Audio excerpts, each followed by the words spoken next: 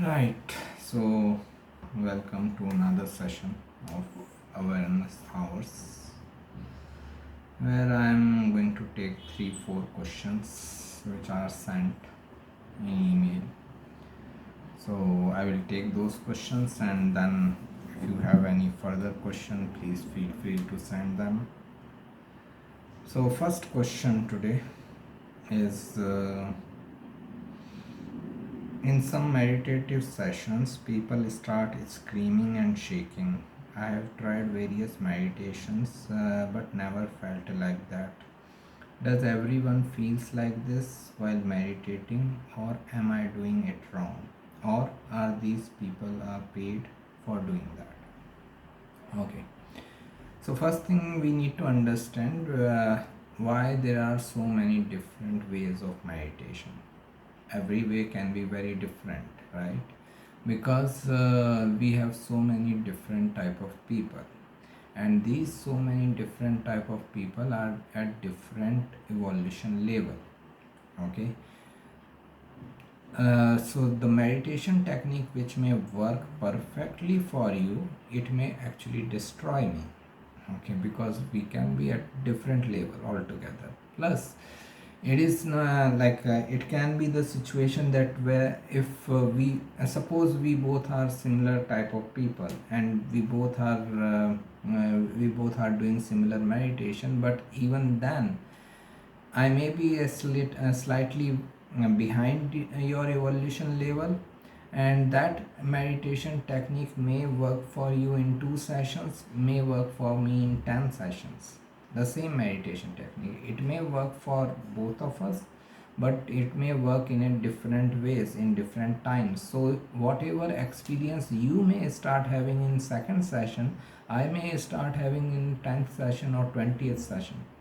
So that meditation technique is working, but I have to wait because of my journey. You are slightly ahead of me, so we cannot compare in this way. We cannot compare in any way actually. Every comparison is kind of a foolish comparison. So we cannot compare between two individuals.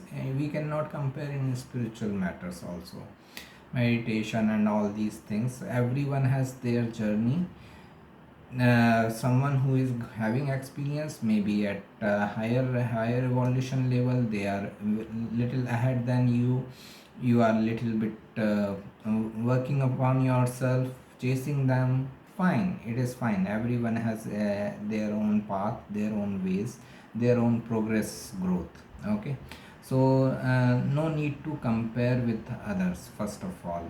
So this is first thing we need to understand. Then there are some meditation techniques like dynamic meditation, which is actually about screaming, shouting, yelling, and shaking itself. There is this uh, there is kundalini activation. There are some meditation for kundalini activation, which are again related with shaking of body. So those meditation are specifically for that purpose. Now, as I said, dynamic meditation, you have to scream, you have to let go of your anger out. Okay. You have to let out your anger, your frustration, your by screaming, yelling, and all. So it is fine. But I understand what you are saying, that some people have experiences, some people don't have experiences. So this is the main thing, that people can be at different evolution level. They are at little ahead than you. Then they are having some different experiences, or you may be little ahead of them, so you are having some different experiences. But most importantly, okay, what is most important in this question, understand where you can learn. As I understand, meditation or any other spiritual pursuit is developed to go inward. Okay. Its main purpose is that you should focus on yourself, you should go inward. Okay. Look inside yourself. If you are still looking at outside, how other people are screaming, yelling, and all, that means you are not doing your meditation properly. That itself means your focus is still outside. How other people are behaving, how other people are reacting, are they paid, what is your concern? Okay, even if they are paid, what is your concern? You should focus on yourself, you should internalize. Okay, one thing is there in this question, that you are not doing your meditation practice properly, or you are not following your meditation practices properly. Okay, because meditation's main purpose is to look inside. If you are still looking outside, then you are not doing your job properly. So going forward, don't worry about what other people are doing. They are screaming, shaking, yelling, fighting, whatever they are maybe doing. It should not be your concern. Your concern should be inside you. How you are doing. If you are behaving like you are acting in a right way, this is the whole is a trick of this is the whole spiritual progress secret, that we should focus on ourselves rather than anyone else. You should not be concerned about anyone else. How they are doing, what experiences they are having, it's their matter, it's none of your business. Focus on yourself. Look for your if you are doing it properly and all, and if your focus is on them, then one thing is sure, that you are not doing it properly. Otherwise you are there, your focus cannot go on them. Okay, so just start focusing on yourself rather than others. Okay, this is the first thing. Then second question, we often hate to do those things which aren't comfortable. How to do those things which we dislike the most but are important. How to be open to change. Mind. Human mind wants to be in comfortable position. Okay, human mind creates a comfort zone, convenience zone. Okay, mind loves to be in comfort zone. If you are like, I am sitting here comfortably in this room, everything is fine, it is working fine. If someone just knocks the door and, okay, can you shift to another room, I will feel uncomfortable. Okay, why I need to shift? Everything is going fine in this room, right? I need to like start this session all over again. I need to record all over again. Then fine, the whole process all over again. So why to go through this change? So that's why like mind wants us to be in comfort zone, convenient zone, but we need to realize no progress can happen in comfort zone. If you are in comfort zone, nothing. Okay, convenience, nothing. If at all any progress has happened, it has happened in the difficult times. Like read one of preachings of Osho, where he was asked that about connection between war and war and growth and prosperity. What is the connection between war and prosperity? So he made a very interesting point, and it is very nice that he said that if you look at all the prosperous countries in the world, US, UK, Canada, Japan, Germany, Russia, France, you will realize one thing is common: they have regularly fought wars. Because if you are in war zone, you are under life and death, you are within life and death. What not you will do? At that moment, what not you will do? You will do anything. At that particular moment, your consciousness will be at its highest peak. Okay, you will end up in doing any unimaginable thing. Okay, that's why all technological inventions always happen during wartime. This is what I mean to say. Like whenever we are out of comfort zone, now you have to do something. Now you have to like utilize all your capabilities or your potential to do something great.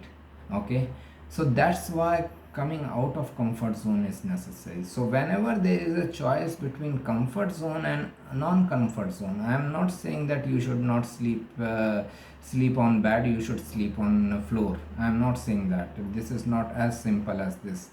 Let's take this example. Like in my consultations regularly, I am seeing people that get into your own business, and you see that how they react. Oh, no one ever did business in my family.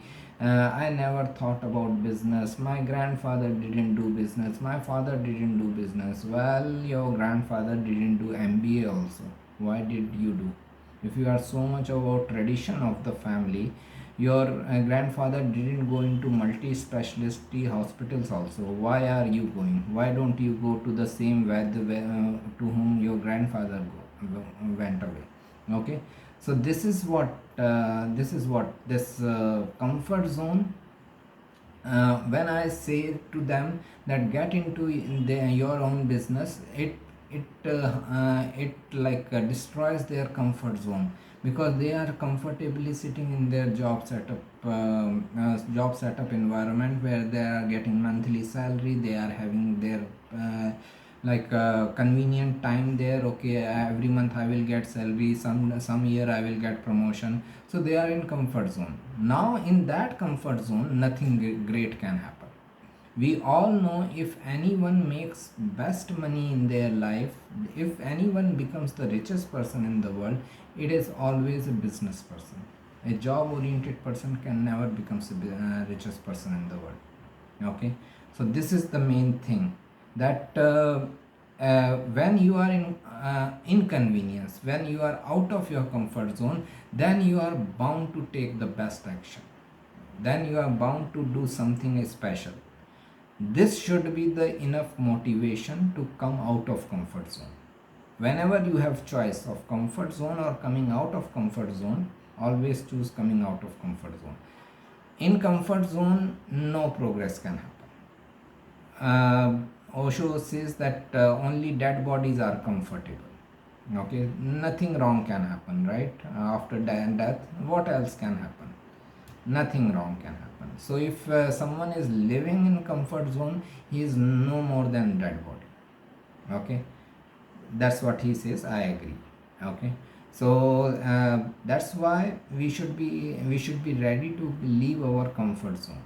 We should be ready to leave our comfort zone, get into challenging situation, because that challenge will bring you growth. Growth can never come into comfort zone. So this should be enough motivation. If you want growth in your life, if you want progress in your life, only one thing can bring: the challenge. Okay, and challenge which brings you out of your comfort zone. Okay, so this is why we should be always be willing, ready to take up the uh, challenges and changes which can bring us out of comfort zone. Third question: the more I listen to a spiritual guru, the more I get confused. Even I try to change my guru, and starts listening to other, but still I ended up getting even more confused. How to deal with confusion in spirituality? There are two parts to it. I will like to talk about. Okay. First is listening part, listening to a guru and all that. Understand, it is bound to happen. The confusion is bound to happen because of the different perspective. They are speaking from their perspective, their level. You are listening from your level. Okay, and in between there is mind. There is your mind, which is filtering out things. Okay, so in this matter, what happens that we can understand things only through our mind, right? Our mind is conditioned. Okay, our mind is conditioned mind, that okay, I'm this religion, this caste person, or this these are my values, these are my belief system. I will do this, I will not do this. So we have our mind condition set up in a box, right? The spiritual guru is unconditioned mind. He is speaking from a place which is beyond the mind. He has gone outside the conditioned mind. He has broken all the conditionings of the mind. So obviously his talks will be becoming confusing to you, because you are trying to listen from your conditioned mind and understand from your conditioned mind. So it is not possible. Okay, first of all, to understand them fully, it is not possible unless and until you go out of your conditioning mind. Unless and until you go out of your conditioned mind, it is not possible to understand them in any way. Changing a guru is not going to help you, because if the like if they are at same level, okay, understand, I'm not saying talking about any mundane teacher and all, moral teacher. If I'm talking about like evolved and enlightened masters, if they are at same level like Rajneesh or Meher Baba or Neem Karoli Baba, they are at the same level, right? So if they are speaking something, they will, the next guru will also speak from out beyond the mind situation, from his level, and you will again be not be able to understand. So rather than changing guru, try to change your mindset. Try to change the conditioning of your mind. Okay, try to understand from where they are speaking, what is their level. No, don't try to understand from your level, you will only misunderstand them. Okay, so try to understand them from their level. Okay, so this is the thing. So this is the first part, that you can never understand a evolved enlightened guru through your unenlightened mind. Okay, through your unenlightened conditioned mind. Okay, so it is not possible. You have to raise your standard. You have to go up to their level. They are not going to come down to your level. Okay, you have to go up to their level, and then you will be able to understand them. Always they can be looking contradictory, but always try to dig deep into their messages. Okay, always try to understand what they are trying to tell, because in essence they all are same. I give you an example. Buddha and Mahavira, Gautam Buddha and Bhagwan Mahavira says that not even a single insect should be killed. At the other place, people like Krishna and Muhammad, they are fine with killing anyone. Okay, like whole Bhagavad Gita is all about, okay, kill anyone, no sin is coming to you. Okay, now this is confusing. Okay, a person is one enlightened one is saying that don't kill any insect even, and this person is saying kill anyone, no sin is coming to you. But if you go deep into their message and try to understand, they are saying the same thing. Gautam Buddha is saying that if you feel that you are the doer, you are taking actions, then don't kill even an insect. Krishna is saying, if you let go of the doer, and if you act on behalf of God as an instrument of God, then kill anyone. Surrender your karma to me and then kill anyone, no sin is coming to you. And if anyone kills you, then also no sin is coming to you. So this is the main focus in both the circumstances is upon the doer. Okay, they both are telling you to let go of this doer, let go of this ego, that I am doing anything. If you can let go of the ego, kill anyone, no one cares. Okay, if you cannot let go of the ego or the doer, then don't kill even an insect. Okay, so this is what I am saying. On surface, on circumference, it looks like completely opposite statements, but if you go deeper into it, you will find like alignment, that they both are speaking the same things. Second thing which is important in your question is that even I tried to change my guru. Understand, guru cannot be changed. If you are trying to change your guru, that means you have not found your guru. Even the thought that I should change my guru, then that person is not your guru. That person is your teacher. Okay, this is the difference between teacher and guru. Teacher can be changed. You can go from one teacher to another teacher, but guru cannot be changed. Okay, like I cannot even think of changing Osho. Okay, Osho is my guru, he will remain a guru. Okay, so this is the thing. If you think, if you have ever thought of changing your guru, understand that you haven't found your guru. Okay, otherwise this thought won't have arise at first place. Okay, right. Let's come to the fourth question: how to surrender. Every spiritual practice ends when we ultimately surrender. What do we have to surrender? Then second part is, does surrendering means to leave everything and sit idly at one place and think that everything will fall at place without doing anything? Does surrendering means to become complacent? Okay, there are two parts. First, how to surrender, or first of all, actually, what to surrender. Do we have to surrender? The questioner is asking, what do we have to surrender? We have to surrender this ego, which is not there actually, which is created.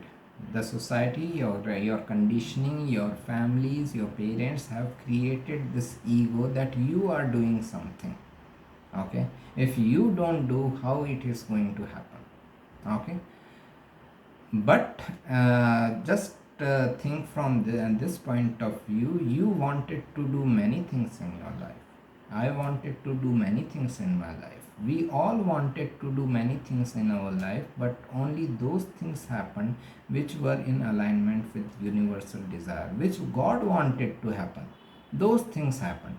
Which God didn't want to happen, those things didn't happen. Okay, so you are not doing anything, you are not running the show. Okay, so this ego which says that if I don't do anything, how it is going to happen, this ego you need to surrender. You need to realize that you are not running the show. Realize, not believe.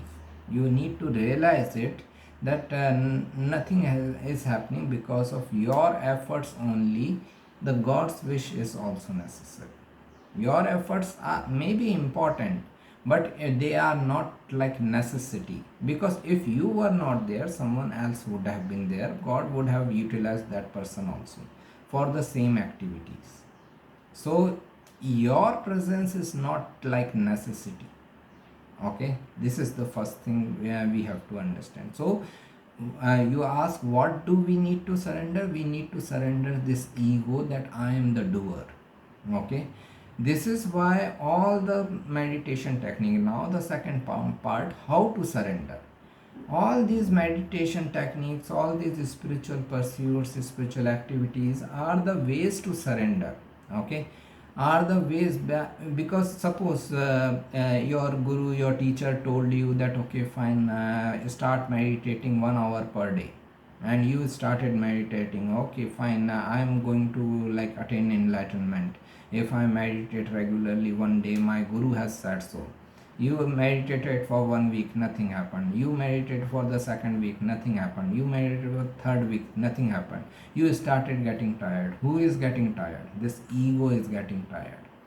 This ego is getting exhausted. Okay, so this ego is getting exhausted, and the day the ego finally drops on its own. Okay, on its own, when you lose all your courage and strength to meditate even one more single minute, you feel that okay fine, I am exhausted. That day fine, you have reached, you have arrived. That day the eventual event will take place.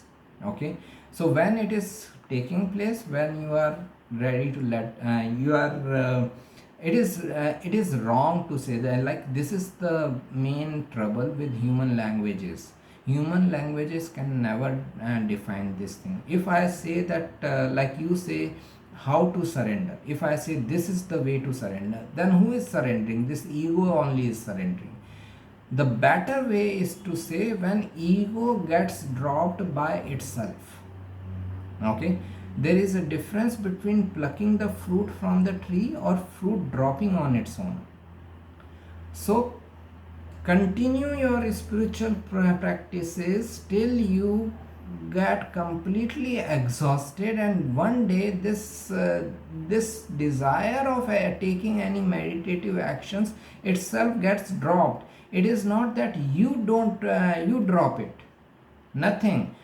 Desire itself gets dropped. It is like just like a simple thing. Suppose someone is trying to get a job.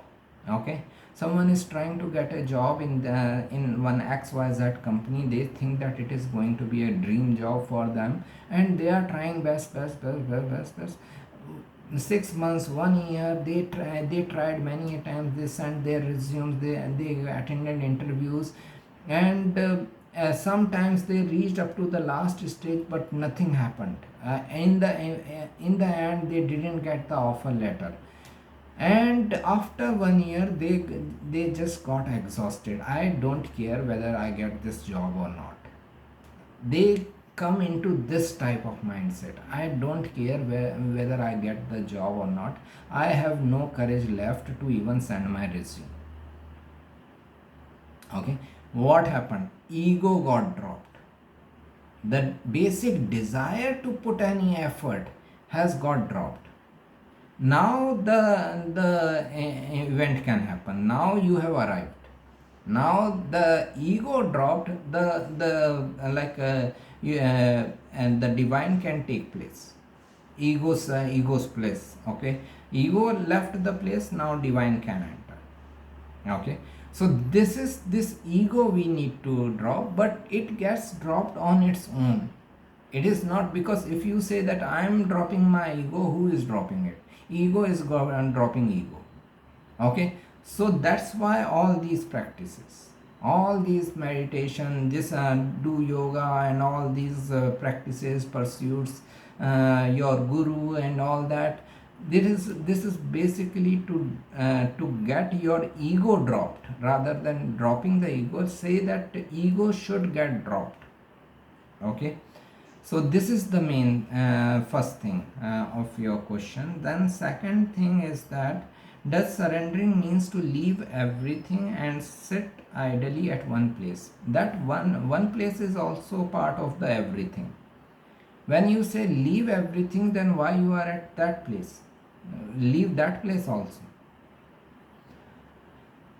So understand, it is not that and think that everything will fall at place without doing anything. Does surrendering means to become complacent? No. This is where I said we need to let go of the doer, not the actions. Actions you need to keep on doing. Okay, doer we need to let go. We need to I may continue this session, but I should not think that I am giving this gyan to people and all, because if universe doesn't want, this tablet may fall right now, this internet connection may go off right now, and I may not be able to upload this video or record this video. Okay, so this is the thing. We are just representatives. We are just taking actions for the universe. Universe is working through us. Again, if I don't work, universe will make some other person work. Same work will be done by some other person. No big deal. Okay, if universe can utilize me, universe can utilize any other person. So it is not that we need to leave the action, we need to leave the doer. This is the main confusion among people. Understand, this is what I said, like Bhagavad Gita. Get rid of your ego and surrender your karma to me. Then this is what Krishna said to Arjun: surrender your karma to me. Even then, if you are killing someone, yeah, after that, even if you kill someone, no sin is coming to you.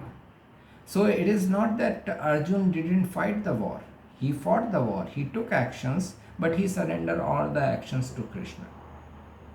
Okay, so we need to take actions. We need to take, actually that is the time when we really take some actions, because those actions will be most conscious actions. Okay, right now we are taking actions because of our egoistic desires. Those actions will be the most conscious actions when we which we take after letting go of the doer. So this is the main thing, that this is where the main confusion is in a spiritual field among people. You need not to let go of the action, you need to let go of the doer. If you feel, now understand this thing, if you feel now I need not to do anything, I am just sitting at one place, then that sitting is also an action. And if you feel that I am the doer and I am sitting at one place, even that action is karma. Even that sitting ideally is also karma. Even blinking your eyes is also karma. Even breathing is also a karma. So whenever you feel that I am doing this, I am sitting idly, okay, I am the doer and I am sitting idly, even that is a karma. Even that is you are not out of karma. So this is the main thing. You don't have to let go of the action, you have to let go of the doer. Okay, so and I don't know why it is so difficult for people to understand. It is a very simple thing, that let go of the doer, because you are not doing anything. Everything is happening on its own. Okay, if you don't do it, if you don't take any action, universe will make that action to be taken by anyone else in the world. Don't worry. And as I said, we all wanted to do many things. We all worked as a doer in many areas of life, that I want to achieve this or I want to achieve that, but only those things happened which universe wanted to happen, which God wanted to happen. Otherwise we could not do anything. Okay, so this is what should help people in understanding that we are not running the show in any ways. Okay, so this is what we need to realize, that we need to let go of the doer, we need to continue our actions. Okay, so and if you let go of the actions, then also you are doing some karma. By sitting idle is also karma, that sitting is also a karma. Okay, and don't think that whatever you left as an action cannot be done by anyone else. Nothing like that. Universe will employ or utilize some other person to get to get that act. So this is the message. We just need to become an instrument of the God. We need to do some things as an instrument of the God. All our action should be as an instrument to the God. Okay, now people think the most childish argument people make, okay, what if a person kills another person and he says that I didn't do that, God made me do that.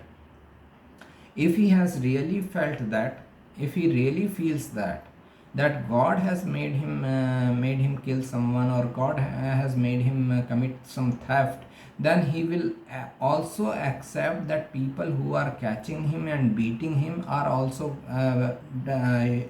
utilized by the same God. He will also accept that the police person who is coming and arresting him is also person of the same God, and judge who is giving him punishment is also the person of the same God. When this rule applies, it applies for all. This is why Krishna said that if you kill someone in this war, no sin is coming to happen if you surrender your ego to me. And if other people kill you, then also there is no sin upon them if they surrender on to God or me. Okay, so this is the main theme. We need not to let go of the action, we need to let go of the doer. Okay, I hope this is helpful. Thank you.